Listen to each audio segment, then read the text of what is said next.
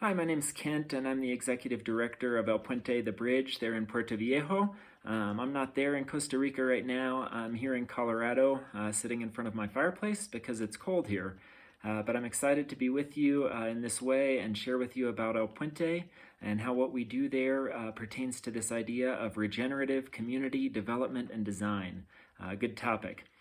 So El Puente is basically a community resource center, and our property is located right on the border of the Quecoldi Indigenous Reserve and the beachfront town of Puerto Viejo.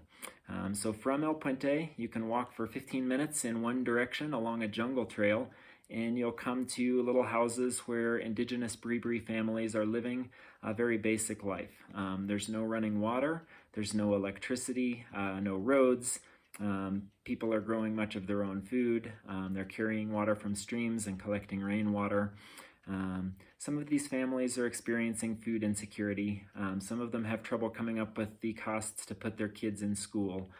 Education is free in Costa Rica, but students are required to purchase their own uniforms, backpacks, school supplies, shoes. Costs can run about $150. And a lot of these families can't afford that. And so children, boys as young as age 8 to 10, will start working, mainly clearing jungle with a machete. And they'll do this work for most of their life until their shoulder gives out, and then it's their son's turn. So that's the cycle of poverty that exists in the area. Meanwhile, if you walk 15 minutes in the other direction from El Puente, you'll come to the beachfront town, and you'll find boutique hotels and trendy shops and nice restaurants, and a lot of Airbnb rental houses. Most of these shops and houses are not owned by Bribri people. Most of them are not even owned by Costa Rican citizens. They're owned by expats. Now, these businesses provide a lot of new employment opportunities for the local people, and that is great. Are the jobs that are being created paying wages commensurate with the prices that are being charged? Is this rapid economic growth that's happening being done in a mutually beneficial way for both employers and employees? Is it mutually beneficial for the development and also for the conservation of natural resources in the area? These are the conversations that El Puente hopes to be a part of. El Puente stands on the border between these two worlds, and we are a bridge between them. So at El Puente, local people find access to some basic resources. Showers, bathrooms, a washing machine, all these things that are benefits of having running water. We have internet access. We provide assistance to people that need food. We provide assistance to people that need help purchasing those school supplies.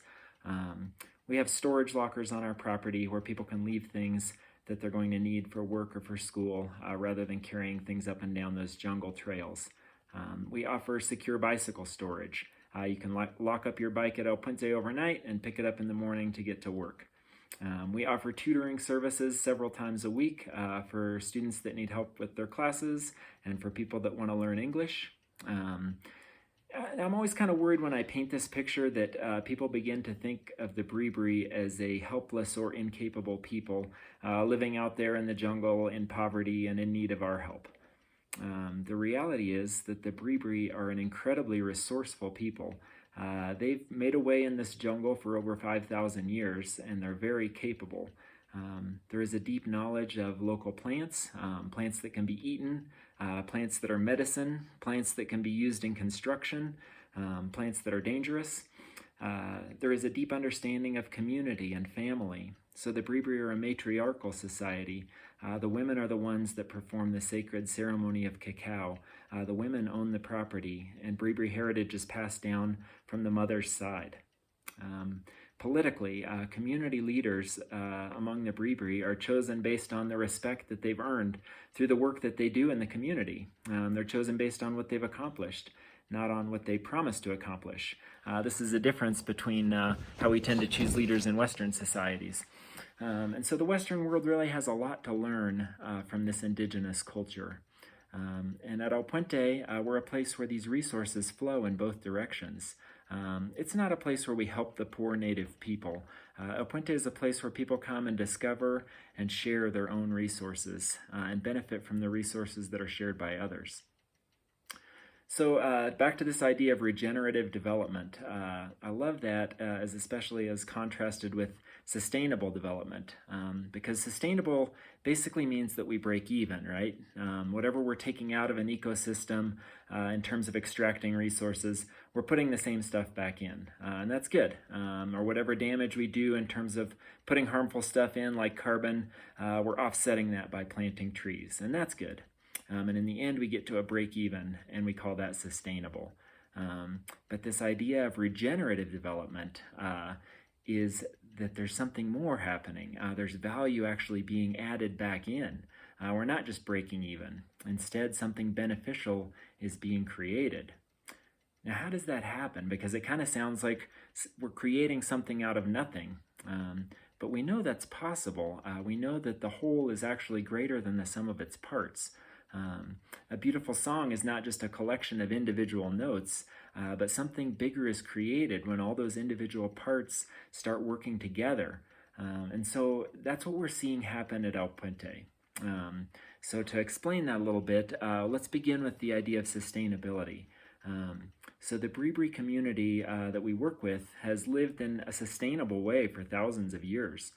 They were historically able to do this because of the particular way in which they lived. They would move about from place to place in the jungle, and as they did that, they would deplete the resources in that particular area and then move on. And by the time they would circle back around to a place where they had been many years before, those resources had reestablished now. But once Western civilization began to encroach on this and limit their land and limit their movement, this way of life was no longer sustainable. Now they deplete the resources in the limited area that they have, but the resources never have that chance to rebound and regrow. So the question is there a sustainable path forward now for the Bribri? These people have been pressed, willing or not, into a Western way of life.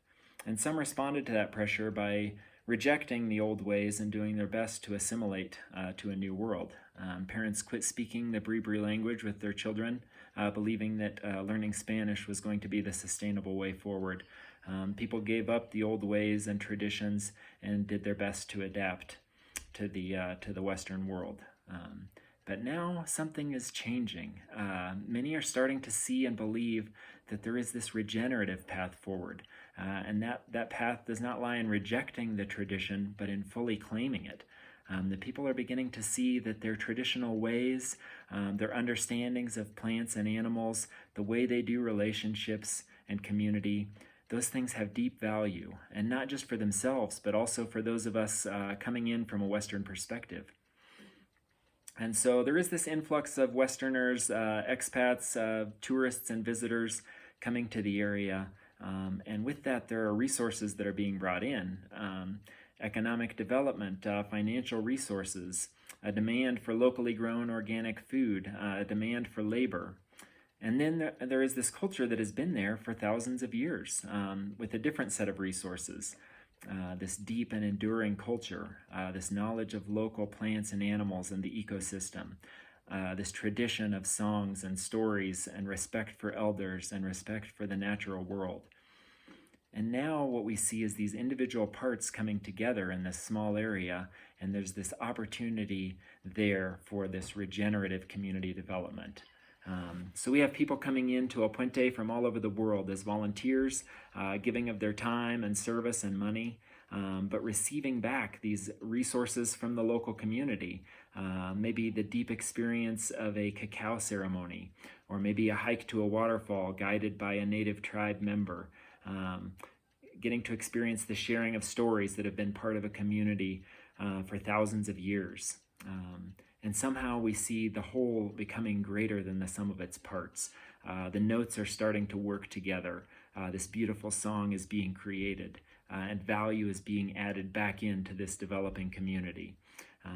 So in some ways, the Bribri may have lost this sustainable way of life that they practiced for so many years, but there is this opportunity there for a regenerative way of life out in front of us. A way in which value is added back in as all these different parts come together. So that's the work that we're doing at El Puente, being the bridge between those two worlds. We're so grateful to be involved with other people that are thinking in this way. And I just want to say thanks to Julian for letting me share this with you, for putting this on. I hope the seminar is productive for all of you that are attending. And I really wish I could be there, but I hope you're having a great time. Thank you.